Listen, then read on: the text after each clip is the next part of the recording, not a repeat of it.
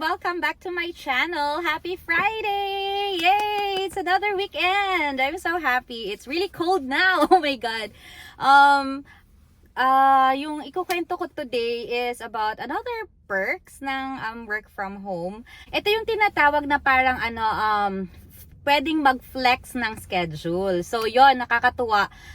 It is my first time to use, parang first time ko na mag-flex ng schedule. Simula na nag-start ako mag-work sa bago kong trabaho na ito. So, flexing of schedule is para siyang i-allow ka ng company na mag-undertime. Not really undertime, pero yung mag-early out if you have like a need for something. So, number one on the list is kapag meron kang mga doctor's appointment or kapag pwede daw pati yung sa family, personal reasons. Like for example daw sa mga parents na parang if need na kailangang pumunta sa event ng anak or anything, something na kinakailangan mong mag-step out sa work mo.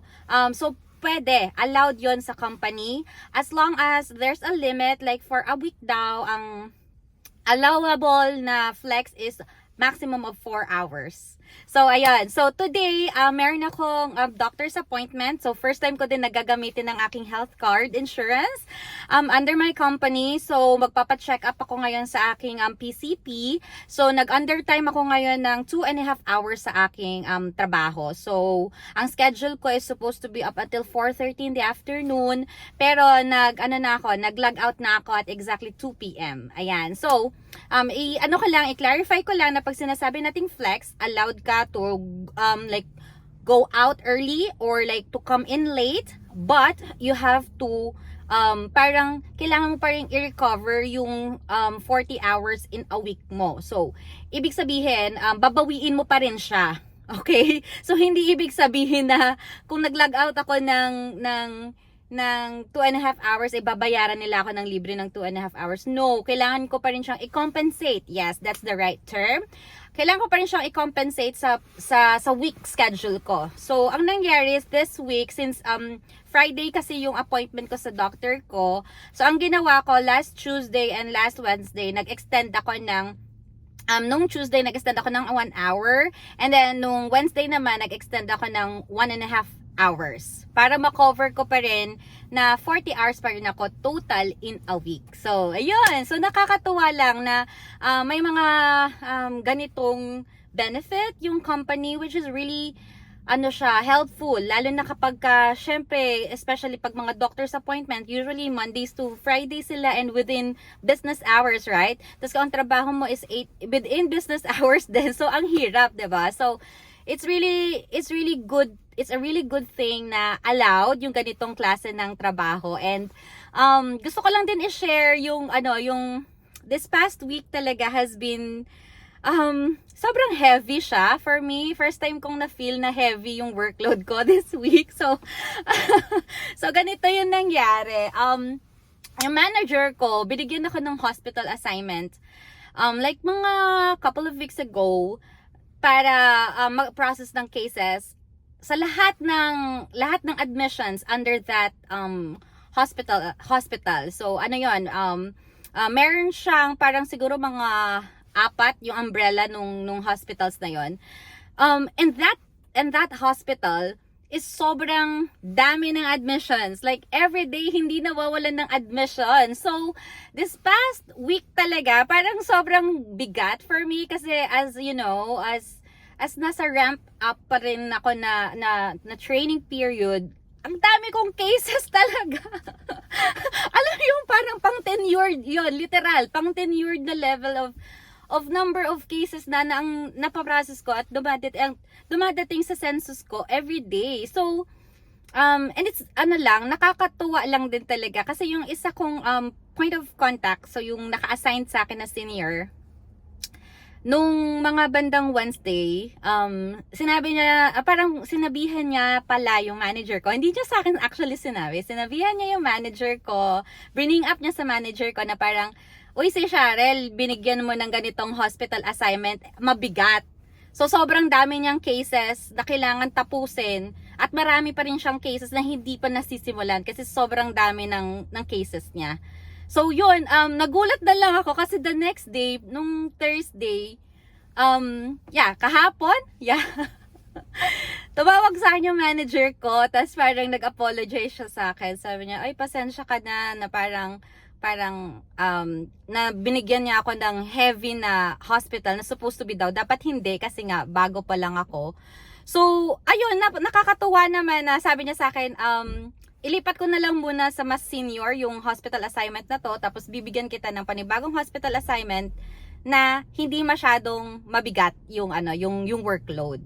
Tapos yun, natuwa naman ako kasi ayoko kasi yung hindi ako nagreklamo sa manager ko na, oy, bakit mo ako binigyan ng mabigat na assignment? Kabago-bago ko pa lang, ganyan. Hindi kasi ako nagreklamo ng ganon. So, sabi sa akin ng manager ko, magsasabi daw ako kapag if I feel overwhelmed dun sa workload na assign sa akin. Kasi para daw makahingi siya ng help from other colleagues.